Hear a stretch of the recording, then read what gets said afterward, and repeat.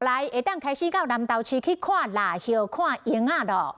即日开始到3月30，早起10点到下晡4点，伫咧环山赏樱平台，拢有导览人员带大家看南路樱甲滚啊种的鸟啊。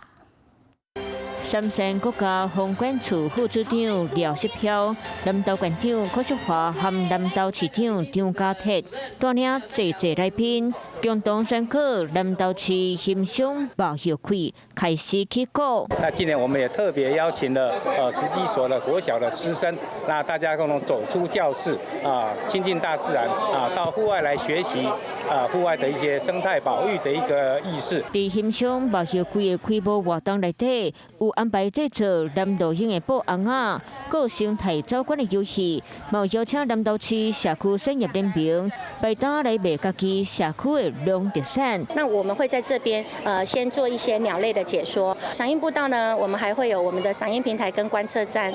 主办单位讲，欢迎民众到30号进前，拢会当来遮欣赏毛叶。